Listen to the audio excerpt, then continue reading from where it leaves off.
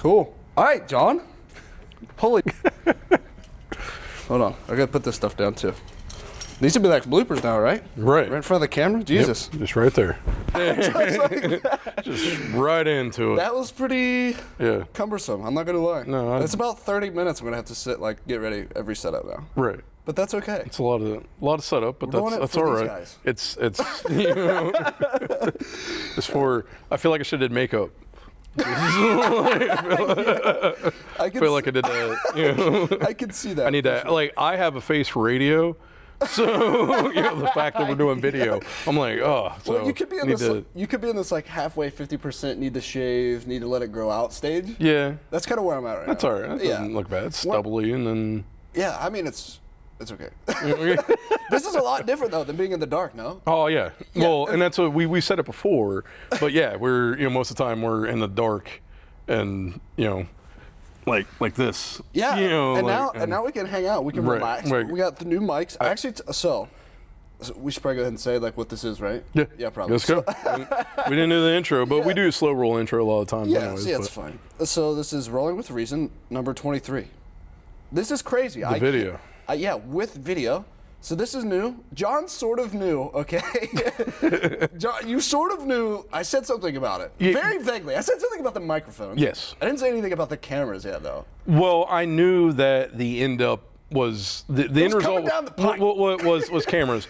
But I literally thought it was going to be like the socials, where we were going to where we were going to talk about cameras and lighting for like months, and then it was that. It was literally just, oh yeah, we're gonna do it, and I'm like, okay, I thought it would be a while, and you're like, oh no, we're doing it now. I'm like, oh, okay.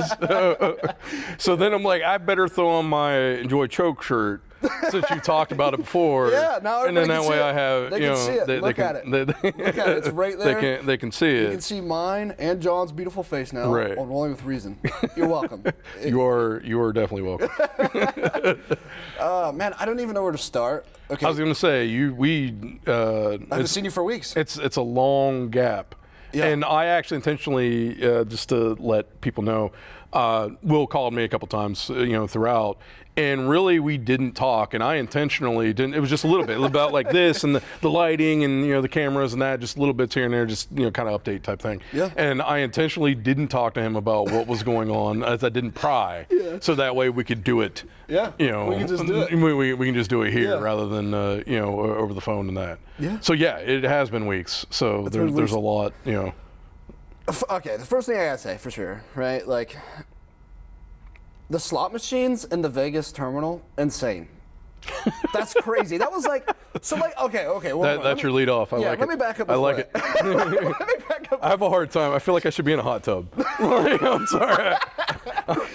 This couch is low and sinking. I don't know what to do with my hands. Like I'm Ricky Bobby. Yeah. But anyway, I'm sorry. No, we're good. So, plane. It was the first time I ever flew in a plane. I didn't get the jump out like I wanted to. I wanted to go parachuting the weekend before, but it didn't happen. Listen, there was a lot going on. It's okay. It's fine. But so I'm on the plane, and it goes to stop, okay?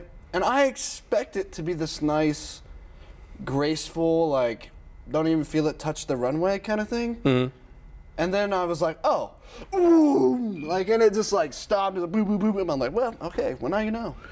I just didn't expect it to stop as abruptly. Well, I would say that depends on your landing. Yeah, I mean, maybe depends on the pilot. Right, that's what I was. That's what I was gonna say. Was that I've had those where you like that's about it. And then like a little bit of a bump, and then you slow down gradually. Yeah. I'm sure that guy probably didn't come in where he needed to be. He was running out. He was running out of runway, and he's like, "Let me stomp on the brakes," which made you do that. Yeah. I don't think that's normal.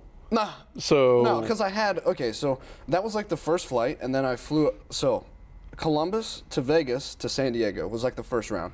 So I had 2 flights, and then I had to fly from San Diego to Vegas. So there was another flight, and then Vegas back to San Diego, and then San Diego back to Columbus. Right. At the end, one trip, and so. I think was that like 5 flights, like 6 flights or something. Yeah, I realized that first guy could have been smoother. Yeah, right. Yeah. So after the experience kicked in, then you're like, oh, okay, that wasn't. But not, the thing that made the landings even crazier was the landing was kind of shaky, right? And I was like, man, like, that was crazy. That was wild. I got it on footage and everything, and I didn't really include it in the first YouTube episode. By the way, shout out Off Grid Grappler. That is my new YouTube channel. If you want to go check out the first tournament and everything leading up to it, check it out. Very cool. Awesome. I had the abrupt landing, and I walk into the terminal, and the very first thing I see, I'm talking like you almost trip over these things, is a slot machine. And you hear the jingles, and you hear the ringing and everything associated with the machines, and then I just look around, and I see, all these people sucked into the machines, and I'm like, God. This is immediately smack in the face. Yeah, and for me, somebody who's disconnected, not I don't go a lot of I am a hermit, bro. I am training all the time, and just programming or whatever, and doing this stuff, of course. Right. And then first ever airplane trip, and then you walk in and it's oh, by the way, here's these slot machines in the middle of a public airport terminal. It was insane. Well, I mean, that's wild, and I believe I've heard that before. But I've never been out there. I've never been west of Indianapolis. Yeah. But I believe I've heard that before, but it just popped in my head when you said that. The casinos and the card people. Yeah. To get in, you have to be so old. Yeah. But an airport, you got everybody coming in. Yeah. So what's to stop? What's the difference? What's to stop a kid from just rolling up to a thing and then hit, I mean, they can't win, they can't pay out. Maybe it's because you have to be an adult to fly. Maybe that's it. Why do you have to be an adult to fly? I guess you do. Well, you have to have your parents' permission to be able to fly, right? So then I guess they assume, right, they had a parent or their guardians. Yeah. I'm not sure though, but I agree with your concept. I agree with you 100%. That's a very low restriction. Yeah. Now they did have areas that were dedicated to slot machines. They probably had 12 machines in these little pocket rooms. Yeah. But I'm listen, those were there, okay. But when I walked in through the Southwest terminal, there was 12 slot machines. I'm like, oh my gosh. Yeah. Yeah, so I mean, it's just as bad as the room that they ID you to get in. Mm-hmm. They don't ID you to get off the plane. Right. Well, that's just like you're saying. Just the kid walks up. It's going up. You're right. Ding, ding, ding, ding. And then they want a jackpot. Then what? Who's claiming that? Right. Well, I mean, of course, the house always wins. But yeah, I mean, they'll do that. Yeah. But I don't. Yeah. So that was the very first part of the trip. Let's go ahead and talk about the second, jaw dropping. Well, that was the third jaw dropping part of the trip, right? So when I went to go through the first airport terminal, which was Columbus, right? I get to Vegas. So I didn't buy anything in the airport terminal in Columbus. Now, I've always heard people say. Did you go out of John Glenn? No, CMH. Okay. Which is, maybe that is John Glenn. I don't know. I can't remember off the top of my head. I can't remember the name. I'm sorry. It's okay. There's so many. So I've heard people say that it's expensive in the airport to buy stuff. Yeah. Okay. But I didn't buy anything in Columbus. I didn't buy anything until I got to Vegas. Okay. And so I was like, man, I had a next flight right after it. Also cut it super close, by the way, because it was a change plane flight. Yeah. I didn't realize how quick they start boarding. Yeah. We'll get to that. But so I went to Starbucks and I got a peppermint hot chocolate or something because that's just, I don't like coffee and that's better. So I went and I was like, man, I'm waiting in this line, and I didn't think nothing, it was an hour or so. We had an hour and a half before the other plane took off. Mm-hmm. So when I got over there, they're boarding the plane. Yeah. And I'm like, oh. And I didn't even have my boarding pass yet. And of course, you know me, John, I didn't use apps. I didn't have the Southwest app to have them scan the phone. I'm like, hey, I need your help. You're right. I was like, here's you my get name. A physical. Can you print this off? Yeah, you got to get a physical. So she printed it off for me. So it was great. She was super helpful. But she was like, oh, hey, by the way, they're about to board Run. A, so just run up to the So it was interesting. That was and then the second landing was graceful in San Diego, and then there was some awesome the Southwest terminal in San Diego is phenomenal because it's brand new. They built it a year or two ago. Oh, okay. Yeah, so it's super nice and super clean. And as soon as you walk out for the pickups and stuff, they got some really nice art. It's a huge artistic jellyfish. Dude, so cool. So cool. But then before we go on a little bit more, how much did how many thousands of dollars did the Starbucks? Oh, that's right. Listen, it was $18. Wow. Yeah, it was. I would never buy anything from an airport again. Essentially, is what that equated to. See, I bought like Cinnabons, and they were overpriced, but they weren't like triple overpriced. Maybe it's because I was in the casino. Maybe they're like, man, this guy just got all of his winnings. So that's insane. He needs to fuel his addictions with I guess. peppermint hot chocolate, even though it doesn't have caffeine in it. You know, I'm like, bro, what? Anyways, I just wanted to. We moved on before. I was like, I want to see how much. I want to see how much is. Yeah. So I get to the airport. Clark was there. It was awesome. John knows Clark. Everybody here at the gym knows Clark. By the way, shout out Gracie Allegiance again. This is their lovely couch. Jason Cable, love you so much. Thanks for having us here. This is great. Mm-hmm. He picked me up. It was really cool. Picked me up in his car. Kind of showed me some scenic routes and some cool shots. Was that the car he drove across the country to get? No, it was not. Oh, okay. It was a really nice Subaru. I heard tale that he drove across the whole country. Yeah, Clark did do that to get a car. Yeah, a couple thousand miles or something crazy. Right, it's a lot. But yeah, so he came and picked me up. That was really cool. We checked out the spot. He kind of showed me where I was staying and stuff. He kind of hooked me up as far as where I was going to be staying and stuff. He just knows people and stuff, so it made it really nice. And then we kind of just hung out. I think I hung out for like the first day. Went and trained. Started getting ready for Del Mar, which was the first tournament. Mm-hmm. First and foremost, I should say, there was a lot of stuff that I wanted to do because I'd never been to San Diego before. You were right. Mm-hmm. But me being the guy that I'm being, okay? The hermit. Back to the hermit. The hermit. The off-grid grappling hermit, bro. Right, yeah. I stayed in like my Airbnb the whole time pretty much. Like I went out and ate and got some nice sunset shots and walked on the sidewalk next to like the boardwalk or whatever, but man, I was there to compete and train, and I kind of had the foot thing going on, right? Broke my toe or whatever. I'm not really turf toe, whatever it is. Turf toe. And then it got worse. Yeah. There's another story there too. So yeah, that was. I mean, I really didn't like. I got to check out some nice places. I ate my first ever acai bowl. That was really nice. I've never had it. It was pretty good, man. I hear good things. Yeah, it was very good, especially being that close, you know. And if I don't know how to pronounce it, I don't run out and eat it. Yeah, that's fair. Like whenever like I hear it and I know what you're talking about. Yeah, no, I because like it's brought up, but like if I'm like, trying to say that to somebody. Can I got an AKI? Oh yeah, right. It's something.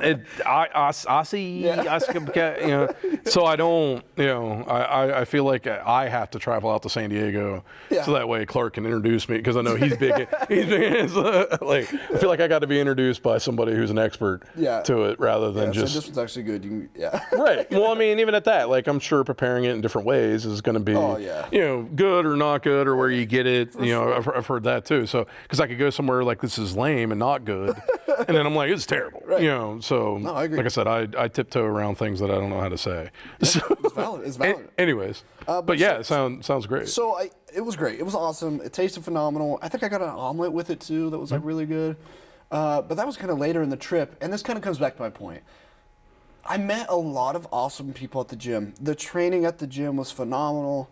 And they were all super friendly, made me feel welcoming, just kind of like how our gym is here at Gracie Allegiance, Ohio. And so I just enjoyed that a bunch, and that is like my favorite part of the trip. Like if somebody was going to ask me, like I know I talked about the airport and the flights and stuff. Those are like first time experiences for me, so they were abstractly different. But I think for the most part, like I was there to compete. I was there to train, was there to feel out the gym. Feel out the environment. And I met some other awesome people, but I didn't go out much. Mm-hmm. So it was just like having fun at the tournament, taking in the tournament, getting used to my environment too. So that was like the farthest I had ever been away from home. Mm-hmm. And I wasn't really talking or texting people much because I was like working on myself. I'm working on what I'm doing, Mm-hmm. And bro, I loved that part. But it was a new environment. It was an environment I'd never been in before. Mm-hmm. It was almost akin to like anybody who watches the podcast or anybody who's grown up enough, I guess you could say, you have a job and you work this job and you know the job like really well. And then what happens is you leave that job and you take on a new job that you've never done before. That's kind of how it felt. Like I think it was pretty akin to that feeling of like unknown and like uncertainty for me. Well, yeah. Which I found bizarrely weird and awkward. which was kind of cool though, because me as a person, I'm always so quiet. I think that's how I make other people feel. So it's almost like the environment made me feel that way. And I'm like, push it back. That's cool. Yeah. And so then I show up and I'm at the gym, right? And I'm still being my unsocial, awkward self, you know? And, but the mats speak for themselves. And so like that kind of just like took over and it was amazing. I love that feeling. And like I said, everybody there was really awesome, but just a lot of training, walking around. I think I ate 2 whole large pizzas by myself from this place. One was called a Master Splinter. Oh, that's awesome. Yeah, it was very good. I don't know exactly what was on it, but I just ordered it and ate it. Ate the whole thing in one night. And then I had like I think they're called margarita pizzas, where it's like just the sauce and they dot in like the mozzarella. It's very good. Very good. They put like, I don't know, some kind of leaves or something on it, but it was good. Other than that, listen, the competitions were awesome. The one was at like a fairgrounds place, and it was like an opening. So like you could see out of the corner. Imagine you wrestling in a barn. Kind of. You say fairground, like just in a barn, there's pigs and stuff around. So I mean, there weren't pigs around. I mean, maybe cops or something, but I'm not calling them, I'm just. So they got like 20 mats set up. Yeah. But like you could see out of the corners of the arena, like it's not like a enclosed arena, and maybe just because the weather's so nice. And I just want to praise the architect that designed it, because you could look out the corners and you see like these mountains essentially, and it's just like these villas and these very nice like clay houses, and so it just had a very cool vibe, because you could just look out and you see mountains of houses, and you look out this like other corner, right? There's 4 corners, more mountains, and then you have like all these jiu-jitsu mats, arenas. It's just packed. You have all these people down in the middle of all the action and everything. It was very cool. It was very cool. I feel so fortunate, and I'm just so grateful I got to go there and do that, because it was awesome. Like, Worlds was crazy. Those are the only 2 competitions I did, so I'm just going to go ahead and straight up like jump into that one. So Worlds, I'm walking around. I see John Danaher. I see Gordon Ryan. I see Helena Cravar. I see a whole stack of just top-level talent. Cyborg was there, of course, because it's Worlds, right? So BJ Nelson was up there. So he's the one that he's up in Columbus. Super Systems, BJJ Super Systems, awesome guy, phenomenal instructor. But he was up there, so I got to see him. He had a couple students competing, and so it was just nice being in that environment. And I see all of these people that I know. Like it felt familiar, just like when it was kind of awkward outside of jiu-jitsu in San Diego. Yeah. But then when I got on the mats, it felt great.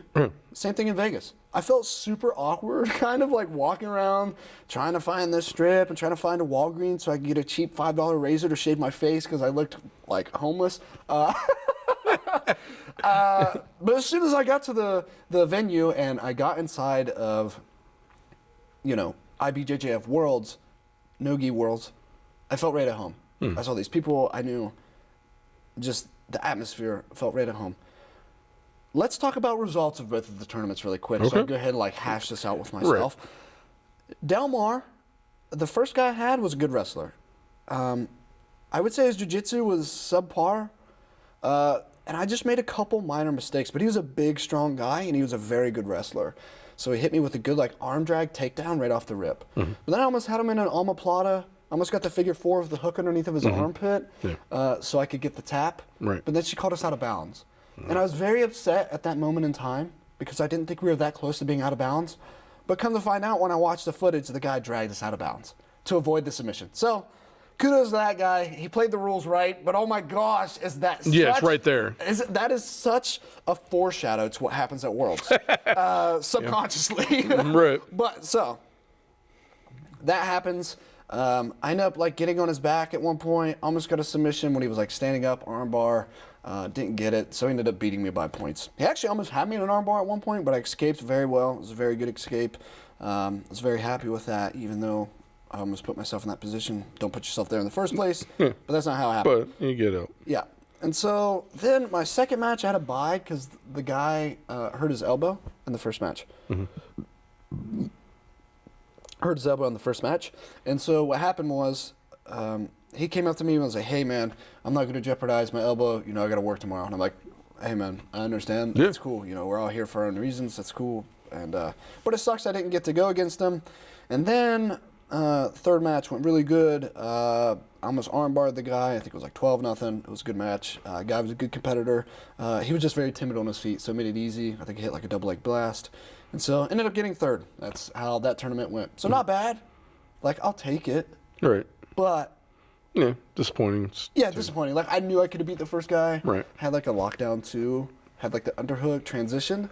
But as soon as I passed the leg over, he switched hips really fast. And I should have grabbed his hip. Also, everybody, keep in mind, I'm a gi guy. I'm not... like, gi's where it's at. It's just happenstance that when I went up there, it was all no gi. Right. It's actually, that tournament was also gi as well, but I didn't notice when I was signing up. And I think in my brain, I was like, well, I'm doing no gi worlds, so I'm not going to... yeah, I'm just going to stick with no gi. Do a tune-up. Yeah, and so that's how the first one went. Ended up getting third.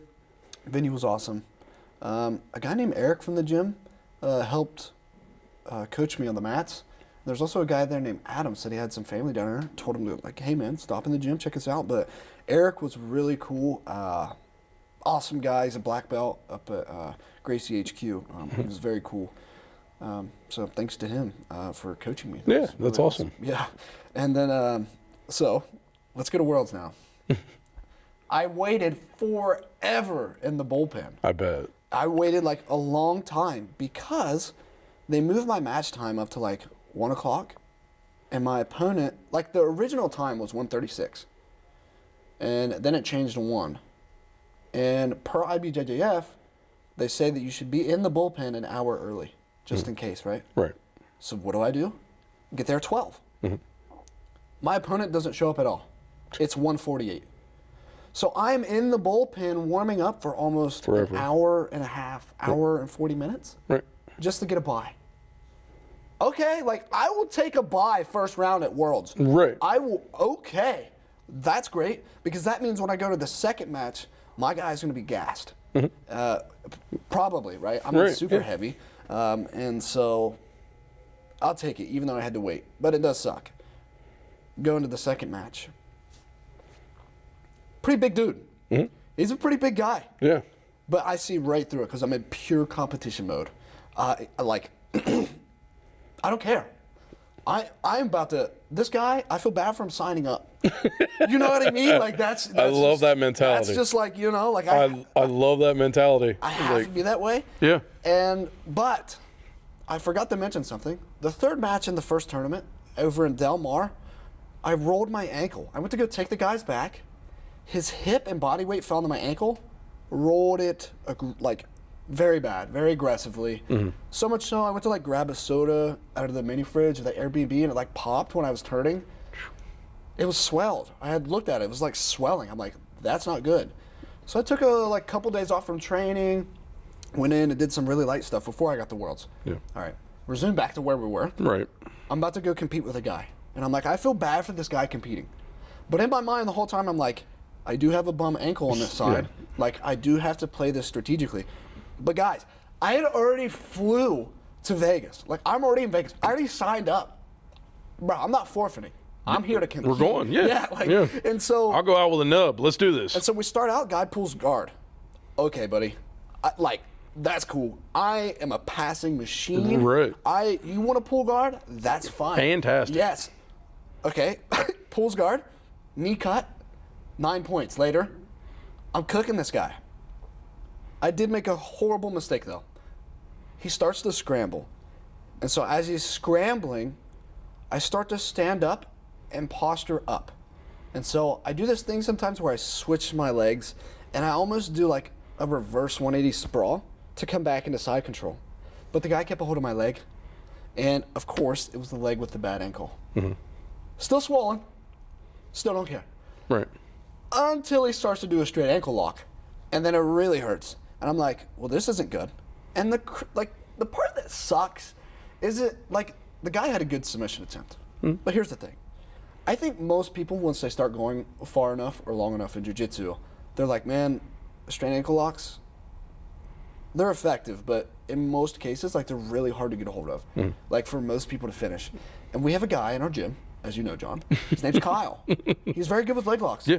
So I pride myself in being a good leg lock defender because I eat most straight ankle locks like it's nothing. My ankle, though, It's already messed up. Different idea for sure. Right. And so, I should just go ahead and say it. I forgot. I didn't even read the rules. I straight up forgot. Okay? I pride myself on knowledge. That's the downfall sometimes. Yeah. And this is tragically what happened. Right.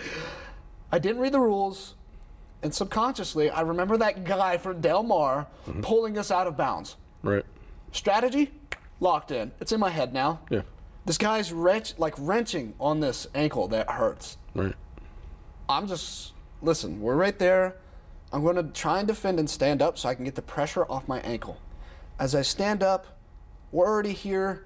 This is the direction I have to go. That's the way that I'm going. It would be nice if they call us out of bounds.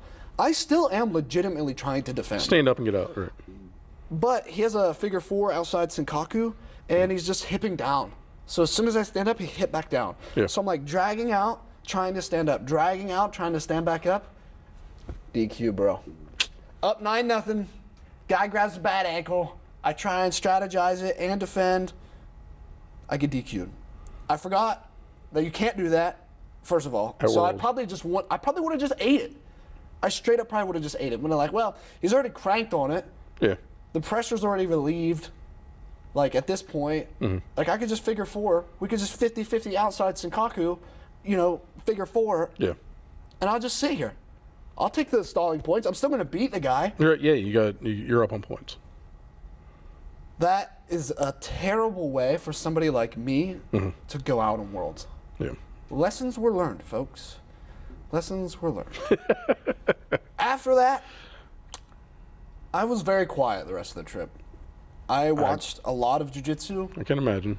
And didn't say much. The only time I kind of spoke up after that was when Brandon Walensky was competing. He's a black belt, has his own gym down there. Phenomenal black belt. He came down and trained with us, helped me train. Yeah. A couple guys. Brandon's great. Gym. Yeah. He's been in here before. Yeah, he's done seminars. He's awesome, man. And so he came in, and that was very cool. Got to see him compete. Did phenomenal his first match. I mean, great. Second match, he just had like a guy that looked like he was very tuned up with his body, to say the least. It is what it is. And that guy ended up winning the tournament. And so he unfortunately lost, but it is what it is. And then the other time I spoke up a lot, BJ was competing, so that was cool to watch. But Clark competed. Yep. He submitted to everybody. He did great. He did phenomenal. Yeah. Looked amazing, subbed everybody, and then that was it. Yeah. Went up to the podium, got his first place medal. We went out, ate hot pot. It was the first time I ever had hot pot. Do you know what that is? I don't. You pretty much get a pot. They put it on a boiler plate. Okay. Gets hot. Select your broth. There's like a bar of like food, noodles, all kinds of stuff, mushrooms, chives, everything. You get a plate, put that stuff on the plate, put it in the pot, and it cooks. And then you just order sushi the whole time. It's one price, all you can eat. Clark cut weight. He was chowing down. He was, yeah, I bet. I had octopus for the first time, eel for the first time, straight up. They were great. I really liked them. And then I flew back. I flew back to San Diego. Yeah. And then pretty much right when I got back to San Diego, I flew back to Ohio. So I could start doing all of this stuff. And there were some complications with some friends and some stuff I had to take care of. So sucked. I got here like 3 or 4 days early, but I got a lot done in that time, and I helped people with some stuff they needed help with and everything. And so yeah. That's good. Now we're here, John. Yeah. Now we're here. Yeah. There's a lot of editing and software and programming stuff. Programming didn't take place as much as I thought it would. Editing and stuff did, though, however, because I started my own channel and started graphic designing and like all the logos and stuff. And now, of course, we talked about this on previous episodes. I could just hire somebody to do that for like $5 on Fiverr. But John knows that's not me as a person. So that is not me as a person. So we did very briefly talk about it, what was actually aired. Yeah. A lot more was said that was not aired. Yeah, that's true. That's true. No matter what, though, we talked about it. We could set it up to where we kind of have other people take care of some of this stuff. But Well, no, I get it. That's not us. And I get it. I was just, I was actually the one to put that out. I even said it. I think I even said it before you had said anything. I was like, man, we probably, like a business strategy. Yeah. Like in most cases, people just hire people out to do some of this stuff. Right. Because there's not enough time. Right. Because we both know like how busy we are. And so it's just, well, I mean, and then you brought it up again. And I'm like, damn, like he's kind of right. Yeah, he's right. And he went off on a 20-minute rant. It was just absolutely amazing. It was gold. Oh, so yeah. I forgot about that. We were losing it. I was still losing it when we came back into the episode. That's why I said I was like, it was fractionally brought up on air. Yeah. Wildly more discussion off air. Yeah. That was amazing. But yeah, I don't go to those rants often. But I mean that's the thing. Like. Try not to. Do you know the YouTube channel Good Mythical Morning? No, I don't. Okay, so these guys, they're like, I mean, they're one of the people that help like YouTube blow up. Rhett and Link. They're they're in early. They're kind of buddies and partners beforehand. They did content and that stuff. Yeah. They're in it, and then like I said, they're kind of one of like the OG guys and helped blow up, and they got big. Yeah. And they talked about like they, of course, they used to do everything. Yeah. They used to do everything. Mm-hmm. So. Then they bring someone in, help that, and then this person here, and then grow and grow. It's like now the point of they actually like it because they had to come up with all their bits. They would do a lot with like food, different things like that. Like and they're like now they have like writers and producers and all this stuff. Like they basically it's them reacting to the stuff, like it took on its own life, and they're doing that because it's a show type thing. Yeah. So. One of the things they talk, and there's pros and cons of that, and that they have less time in the back end, all that stuff. So then they can do their own thing and that stuff too. But like I said, it kind of took on a life of its own. Yeah. So they they were talking like they're almost like CEOs. Yeah. And they're higher end type thing, and they're running on a high level. Yeah. So you can you don't have to go all that route. And they talked about that. And relinquishing, some of that stuff, it is rough. It is. But at some point when you got video, you got audio, you got all this stuff, and they were doing like I think it's daily. I mean, they were doing a daily thing. Yeah. See, right. But that's what I'm saying. Yeah, it was a whole big thing because that was their career. That's what they were doing. They and they even said they thought they would end up parlaying that into like a regular show and stuff. And they did a little bit of that, but nothing ever took off. And they kept on coming back like, what, we could directly get to people this way. And the funny thing is that Hollywood actually back end started trying to contact like, how are you guys doing this? Like how are you getting to people? How you connecting with people the way you do? How like that's like I said, how many you put like it's funny because like I said, they wanted that classic. In the system type thing, and the system itself started coming to them and being like, how as content creators, how you do this. Yeah. So I'm just saying, I understand what you're saying, and I get what you and also. I would say, just real quick, I would say the projection of what we're doing right now, though, is almost copy paste that, but not even on purpose. Just because I'm so integrated with the computer now doing the programming stuff that I'm curious to see what superpowers I can derive from programming in conjunction with just all of the stuff I'm doing now. Right. And so, like, that's a fascination. Also, we ended up getting a Panasonic, or I ended up getting a Panasonic S5 Mark II is the name of it. It's a very good camera. It's very good specific to the case of doing, like, long form videos. And so I was like, man, that's going to be perfect for the podcast. But it's also very light. It's also very portable. And so it's good for vlogging and stuff, which ties in with the YouTube stuff that I'm thinking about doing, which we're going to put out a bunch of YouTube stuff as well now, right. And whether that be clips from this and bloopers and stuff like that, whatever it be. Right. Yeah, but there's just kind of like, I feel like I'm a hermit. But a lot of parts of my life I feel like it sounds weird. I think most people think it's weird, but they're all kind of integrating right now. Yeah. With the photo and the video and like the programming and just being a creative person. like, because I think intuitively programming is kind of that way. Yeah, you have to be creative. I feel like you have to be both. You have to be creative and technical. Yeah. On that, to program. Not that I even know how to program. I'm just I think you know like more, like just gleaming at a I even like on Reddit, like I subscribe like programmer humor stuff. Even and it's, a lot of it goes over my head, but some of it I get just let's say gleaming little bits. But that's what it seems to me, even on the outside of it. Yeah, and so I think with me saying all of that, I just think it's one of those things where I feel like it feels natural and I want to do it. I'm excited for us to get done with this episode and go edit it. Like, I'm excited for that. Yeah. And I think if at some point we get to the point to where we can do this all the time, that's just going to make me so much better at that. Just like with programming, just like with jiu-jitsu, we've talked about it before. And so if those three worlds all combine at the same time, I will be the happiest camper that's off-grid and grappling. You know what I mean? Like, I just... which would be fantastic. Yeah, but, I'm not going to get wrong, but also too, like, let's say, in theory, this takes off for some reason. We become big in Korea. Like, I just, that, we, all this money, I would love to go, to South Korea. But good distinction. But let's say, just, whatever, something happens and this blows up, or, in Germany and we're like Hasselhoff or something. Like it doesn't matter, but, I would say even if it blows up, we're like, we got to do this every day. And then it gets to the point where, like, we have to offload some of it because you're doing it now and getting into the mix. Yeah. You'll know so much more to be able to, even at a higher level. Yeah. Okay, this is this, and this, versus, and then, okay, do it. Yeah. Versus me, I'm going to be like, I don't know, guys, just, go do it. So I mean, it would be good in that front, but also too, like you said, it's something you like.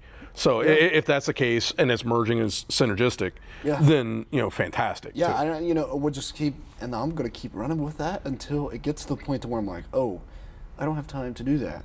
But that's the fascinating thing for me, right? Is like, how good can I merge my skills together to be able to be that much better at what I'm doing. So much so that just like those two guys that you were talking about, or that channel, had leading industry people coming in and being like, how are you getting this done?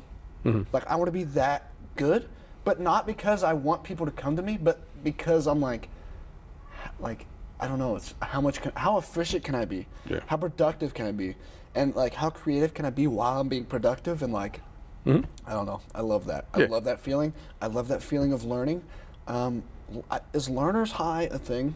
I'm sure. It's got to be, because that's how I feel with it. I'm sure. I've been gleaming with smiles, not gleaming, it's been just like protruding smiles and happiness to everybody around me for the last 4 days because I'm learning so much stuff. All the stuff's coming out. And it's just, it feels great. It feels great. And I got to say, it also ties in with the big loss at Worlds. I felt like a hammer smacked me in the face. Right. And so now I'm like, all right, world, look out, because like, it's happening. It's happening right now. And like, I don't know, man. I'm just so excited. I'm so happy. I'm taking on so much stuff, and I think it's going so great. And I hope everybody's on board. They got to be at this point, because if not, they get out of the way, type of thing. So essentially, I mean, I don't know, man. It's just a lot of fun. But no, that's that's fantastic, and that's a positive way to bounce back. To bounce back, and that because you got a taste of it. Oh yeah. You're gonna go back next year. Oh yeah. You're I'm coming back from in Mars for Gee, bro. Yeah. But I'm just saying, and then you'll be healthy. Yeah. And then you're gonna be angry, and then you're gonna be, So the the mentality of, oh, this guy is gonna regret signing up. So the intensity is going to be there. Sure. So I mean, that's it's awesome. I'm super glad that, like I said, you go into a positive thing rather than that's one of it's one of the great things about you. I think you can get in there. Even if, I'm just saying, for the most part, around here, because it's Ohio, you dominate everybody anyways. So, it's just, you run through it. So then, hitting adversity and then, bounce back. So, I'm, armchair quarterbacking from Ohio, watching this stuff. But that's what I'm just like, okay, he ran into that stuff. Like you said, it was a fluke, forgot. Honestly, I think it's a dumb rule anyways. But it is a rule. Looking back on it, I like the rule. I thought the same thing at first. I was like, man, that's a really dumb rule. And I think I had that perspective because of the previous weekend. Mm. Then I got to thinking about it. I was like, man, you know what? That's kind of crazy, right? That you kind of have to appease, or it's crazy that that's a rule in the first place. That you're like, oh, I'm in the middle of getting submitted, I'm gonna drag out of bounds to get reset. Whereas in like the real world, if you're in the middle of getting subbed, it's not gonna happen that way. Right. Right? You're just like you're getting fucked up. Right? Yeah. Like in the real world. So I kind of agree with the rule in that sense. I think it keeps it more realistic, you know? Yeah. So I don't. But maybe that's like a bounce back thing. Maybe it's like a. Yeah, no, I get it, and it's a mental thing. Yeah. I just, and it's a hard, because you can't really reset in the submission. That's true. It's hard to do. It's true. I mean, you can, but it's not locked like it was. Yeah. So I mean, ideally, you drag them back to the center, and then that's how that's how it would be. Yeah. But I also don't like the. Just let them go and nothing happens because you got out of bounds, whatever. Yeah. But, it's a weird fine line. I think it could go both ways. I mean, they're both favorable in their own ways. I think you should just be in a cage so that way you can't get out. And then you can climb the cage.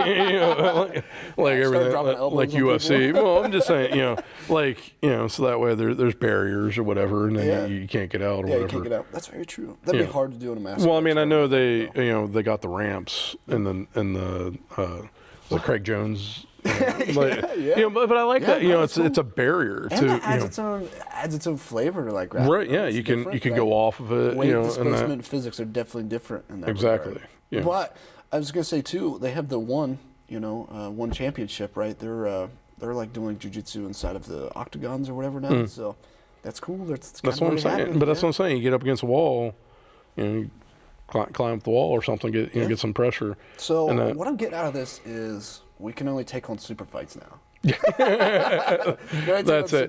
But I don't know how favorable a guy that lost his match in Worlds is going to go as a blue belt. But it'll be all right. Yeah, it'll be okay. But like I said, it's a rule set is what it is. So you got to roll with that. But sucks. But like you said, with the reasons of the reason and the rules. But like you said, you're popping back and that. So that's great. And then getting into all this stuff. Yeah, it's crazy. So, other than all that, though, that was a lot. Gosh, I feel like it was just a lot of recap. I was excited to tell you all that. Well, normally I'm just like, I got small stuff, I had a lot to say. No, you had a lot, and I can go into more detail, but man, Right. Well, that's what I was going to say. I was like, I'm sure you skipped over a lot as far as that goes. Time limits here, folks. Right. We got to get going. Yeah, I can't run this for 7 hours, even though we want to. Right, yeah. But what's up with you, John? I haven't seen you for a couple weeks. What? The play, right? The play. I wonder how that went. That's probably still going. Filling in. What's Christmas lights? I know you were doing that. I mean, snow. We had a crap ton of snow down here while I was. Yeah, we did. We had a big snow. The play's over now. So how'd it go? Yeah, well, okay. But so we got as far as Christmas lights and that stuff, we finally got that stuff up. Yeah. So I mean, honestly, I just been busy. So as I was working overtime, I was doing that play stuff. So we got the Christmas lights up, and normally on normal year we actually have all the lights up downtown and banners up on another one of the main streets. We didn't make the banners this year. Was just get them up downtown, and then I ran into Tech Week on the play. So Tech Week, you really want to be there every night so that way you can run through the stuff. Like on Monday, you run through the first act twice. So it's almost like a rehearsal? Yeah. Yeah. Okay. Like a full blown. Yeah. So that way you can get it down. You run through it twice. Yeah. So that's perfect. Right. So you run through the first act twice because you're pulling stuff together. And honestly, we're still changing. We're tweaking stuff, moving stuff around because that doesn't work. This person's hearing this song and then they have to immediately be over here. Like that's not going to work. So we got to do, that, or they got to change costume, like that type of stuff, and you're figuring things out. Yeah. So you change that, and then you run through it again just to make sure. And then the Tuesday night, it's second act twice, and then Wednesday you run through all of it, and then Thursday was show. Yeah. So you were busy. Yeah. Well, my point being was that I probably would have worked over just to get those banners and stuff done, but I'm like, it was tech week. Yeah. So you were honing in on your craft. And I was doing that, but honestly, I'm like, you know what? Like those they don't light up. So we're trying to get everything done so that way, because the big light, like the one light a tree, we bring up all the lights, that type of stuff. I was like, they don't light up. I was like, we can get them up when we get, so I didn't, so it ddidn't work over, and then like I said, we spilled over on time, but we got them up. They're fine. They're up there. Merry Christmas. They're they're like that type of stuff. Yeah. But I'm ready for the play. Right, and it was funny too, because our old boss made a comment because. It ran into him, and he's like, "Oh, the banners aren't, and that once they normally are." I'm like, "We're down a guy and everything," and that. But he's just messing with us, and that. But it was like, we'll get it. Yeah. But yeah, so and then so I run in from working all this overtime into every night we're there, doing that stuff, and then the play went great. It was 4 nights. So we did Thursday, we did Friday night. The funny thing was, like I told you, I was a bartender in one of the scenes. Yeah. And we have a little bar. It's got, the stuff on it, and they got bottles back behind there. Well, to make this, you have a wall that opens up, and then a mirror actually opens up you can say, not mirror, but a window. That comes out from that, so that because I'm the bartender, I look out through, and there's a girl in the snow and she needs help. So and then inside there's people in the bar, and so when the scene's over, we collapse that, shut the door, and they bring in a chair because we have everything back there. We come out, set the scene up. Yeah. Well, on Friday night, they shut the door too fast. So my girlfriend Nicole and one of the stage managers are still in between the bar setup and that door's coming in, and it shoves them into the bar, and it collapses and just breaks. Glasses and the drinks and that stuff. And they thought it was because we have all these bottles back. That was back. Thought it was theirs, and it wasn't. It was the stuff on the front. And because it has this cash register too, because I take the money out of the till and that. But so the bar is top heavy, and that's really what because the cash register made it all fall. Yeah. So it just and then we're like, geez, and that. But nobody was hurt, and that was the main thing. Good. So no harm, no foul. We cleaned it all up, and then reset, and then we made sure that didn't happen the next night. So it's pretty important. But we changed that stuff. I mean, it's just matter on the fly, and then we do that. But sometimes that's the best way that stuff happens. Yeah. And when it comes to creative stuff. Yeah. It's live theater. Yeah. Things happen. Yeah. And the funny thing was, they've said Rich, the guy who's running as director, he was the one who was singing that song. Well, he sings the song, and then he's the one closing the door. So it's actually a little bit is on him, that they did it. And they said, he's like, well, somebody said that knows him. He's been doing this 35 years. That's how long they've been doing this. Yeah. His parents were doing it as part of that, and then he kind of took over as but they're like, you've grown as a person, because that happened. He was just like. Like that. Whereas they said back in the day he'd been pretty hot. Yeah. but he was just going and then went on. But the thing about it was, we actually did have that snow, so we didn't get to do it Saturday night. We had to cancel it because it was a big snow. That sucks. But we got to go back in Sunday night or Sunday day. And do our last one, and then so they kind of moved it, or no? We already had 4 planned. So it was already stayed. It was already Since it got canceled, that was it. Yeah, that was it. So we lost out on that day. So as far as people coming in, and honestly, really sucks. It does, especially Saturday, because you figured that's the big the big night. Turnout. The biggest turnout as far. And, you're doing all this. It's a lot of work that goes into that. It is. A lot of people, a lot of moving parts. And they kind of miss out on one night just because snow sucks. Right, it does, but it is what it is. But because there was literally 80 things in a raffle, they had a raffle, it was donated and raffled off. Yeah. We were still able to meet the goal And by Christmas, for like I said, I think it was 51 kids. That's amazing. So even down a night, we were still able to get that. So yeah. So and then cool. And so that's obviously where that's what it was all about to begin with. Yeah. And that a lot of hard work. The kids put in a lot of hard work too. Yeah. I mean, they were helping build sets, paint stuff. I mean, they were in there. Even when I was learning crucial skills. I mean, arguably, really, they start doing this stuff when they get older too. It's a part of it. I think it's amazing. And I think it's so cool. It's awesome. And my son had a solo in it. He crushed it. Nice. It was amazing. Like even other people, Good job, John. Good job, John. I see you. Yeah, he did. See me here. Actually, I can even show it to you. Afterwards. But he did fantastic. And of course, he was worried. He was nervous. And that type of thing. Man, look at him go. On a 3K or 5K. Or whatever, doing a 5K and then did that. He's doing solos. All right, John. Yeah, no, he was nervous, but he ended up doing it. He did the best out of it. Like there was a song where there was 3 boys doing it, and honestly, all of them got better each night. That's awesome. They all got better. Through it and that. But he was like the loudest because there's only 3 boys and they're trying to carry this thing, and John was the loudest. He did. Yeah, he did. Yeah, he did great. Nice. So and like I said, he was nervous because he was on stage, and but and I told him, of course, I've been on stage for years, and so it didn't bother me at all. Yeah. Even Nicole was like, I'm worried about because she was in band, but she didn't do like theater and that stuff. She's like, I'm worried I'm gonna clam up after when you get out there and there's that. I was like, you'll be fine, but like I said, it doesn't bother me. I've been in front of people for a long time. I've done a little bit of acting stuff in my time too. Just like very small stuff. I haven't even really talked about it much. Yeah. But there's something I find that helps me a lot is just like, I don't know. This is like horrible advice from somebody who has little to no experience versus John's all the experience. So John can speak on this way better than I do.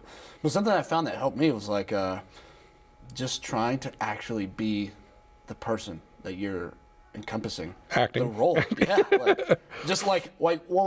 So we say that, and we say it like joking. But like, just as well as what I'm saying, like you can I feel like forget yourself and become the role that you're playing, and like, definitely. I feel like when you do that, if you do it hard enough, you'll forget about the people. Yeah, because you're just so enticed. You're fixated into that and the emotional stuff. I mean, that's what people get lost in the in that type of stuff. Yeah. So you can do that. Now like I said, all mine's been theater stuff, so I haven't done film or whatever to where you're doing 15 takes or whatever. But So, I mean, I would say so. Not that I'm even that much of an aficionado. Most of my stuff was singing, anyways. Yeah. So it wasn't just straight up acting. Yeah. And this was a little bit more acting as far as that goes. But honestly, I didn't even really have a whole bunch of lines. Like I threw a guy out and yelled at him, and then I mouthed like one line. Yeah.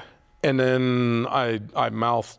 Talking to her, I'm like, "Are you in trouble? Like, do you need help?" Yeah. And she says, "Yeah." And I give her money, and that's it. And then, I had to just stare off into the distance, I guess. And then I come back in, I pour some drinks, and then that's it. So it wasn't like it was a big role. What I think is so ironic and funny about it, though, is the fact that, well, first of all, you turned 21 at B-Dubs and they denied you. Yeah. And second of all, the fact that you were actually a bartender at one point in time. Yeah, it was. And so I just think that made you that much better at that role. Yeah. So you say stare off into the distance into nothing? I feel like there was maybe a couple nights in your lifetime, John, where that happened. Yeah. I mean, it wasn't. You had that 1,000-mile stare down. Well, I'm sure, but it was more like inside, not going outside and just staring off into. I'm sure I zoned out. Oh, I could do that. I'm more of on this one. I was just waiting for them to progress. Because I didn't have anything to do with the story, because they just like kind of coerced that thing. But and like to your point, I think you can absolutely get into the role, and then they're not even there. Yeah, it's just you're in that. So yeah. No, I think it's so cool. On the topic of doing the stuff for the kids, I think we should touch on it because it is the season, it is the holidays. Yeah. I think it's crucial that communities and people do stuff associated with that.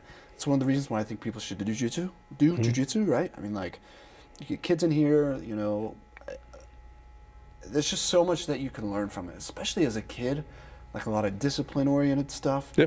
But not only that, you know, we do the toy drive thing here at the gym. Yeah. We did it today. Yeah, and that's amazing. Like, not only are you teaching kids to defend themselves and how to be more disciplined and things of that nature, but you're also giving back to the community in that same exact notion, right? Which is just like the play, right? You guys raised the money and got toys for 51 kids that otherwise, you know, probably wouldn't have had anything. Yeah. And I think that is amazing, and I think it should happen more, bro. Yeah. You know what I mean? Like, I mean, obviously, you know, this season can be really hard for a lot of people. It can, for and sure. that too. And I do feel like it's like a layoff season too. Can we just talk about Q4 layoff seasons for a second?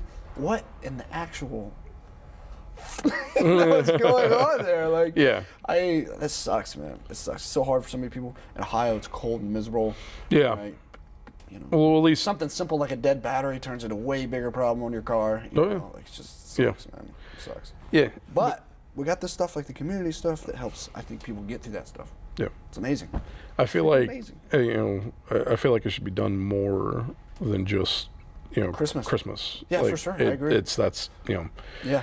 But at least it's one of the harder seasons. Yeah, it is, and I'm glad it, you know, I'm glad it comes along. But I agree with you. And then should happen year round, bro. Yeah. But at the same tenacity. Right. Not just because like, it's the holidays, so we go ahead and I feel like a lot of our culture it pushes the, you know, the I got mine, you know, type of mentality, you know, and it's true. Just, you know, so I like giving back. I like the, you know, but it to your point though, when you're hooked into a community, it's a lot harder to be, you know, like callous.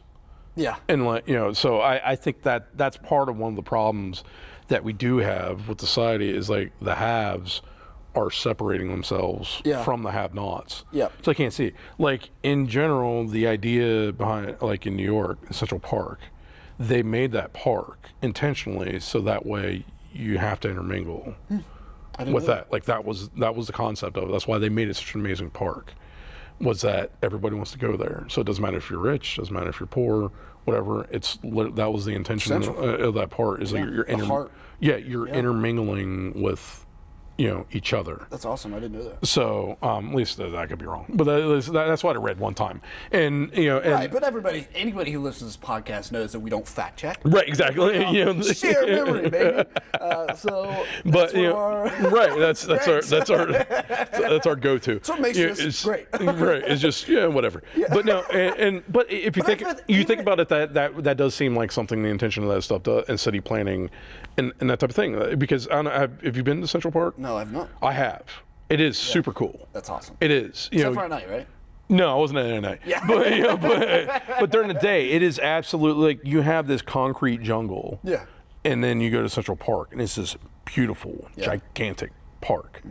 And so it's so weird because it warps, and you have this energy in New York, anyways. And then you go into Central Park and it just has its own energy. That's cool. And it is a super, you know, little, you know, this, you know, so a unique, like environment to itself. You know? I do feel like that. And because maybe it's something to do with like the intentions, like you said. If it is the case, right, that was kind of how it was designed and intended, like that's awesome if that kind of encompasses its own atmosphere that way. And I feel like that needs to be that case, and you know, so. In totality. Right. You know, so I feel like, when, you know, the haves are like literally, you know, building gated communities and sectioning themselves off in private schools and all that, you know, they're pulling away from, you know, the have-nots and that type of thing. Yeah. You have an easier time of being callous and being like, you know, no, or whatever. And then when he gets no, I'm like, well, like the Undercover Boss. You know, those, I don't know if you ever watched that. It's always like the CEO comes in here, you know, and then they're like, they're dressed up and they look weird, and they're like, oh, I didn't know these poor people have these problems. This is ridiculous, you know, and like, you know, but like legit, you know, to them, if you're isolated from it, Yeah, it's true. You know, you don't know. Yeah, so I do forget, right? I feel like, you know, they do it kicking and screaming, but they do need to be even just to see it. Yeah. A little bit of the, you know, the Christmas Carol of, you know, taking, taking them and seeing like, look at how this is, you know, playing out. Yeah. You know. Man, that's a great movie. Yeah. It's a great movie. You like the Donald Duck version, or? No. No.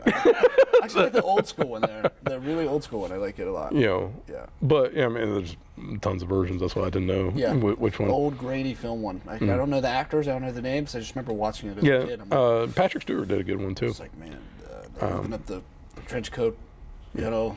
Right. Freaked me out for a lifetime. But that's the point, right? Right, yeah, it's supposed to, yeah. I love how we just show that to like little children. I was like, you know. Yeah, Muppets did a good one too. Yeah. Anyways, but yeah, I think that would be good, and I think like, you know, throughout the year would be better if we did more stuff like that. So would be awesome, man. Would be awesome. Love that stuff. But what else, John? What else? What else you got after that? You do so you got the banners up, right? The play went pretty great for what it was. Missed out on the one day. It sucks, but right now I've legit been, you know, burning both ends of the candle there for a little while, and then this week trying to catch up on stuff at the house. Still nowhere near get it, you know, because then, you know, you're working on, you know, buying Christmas stuff and that stuff still, you know.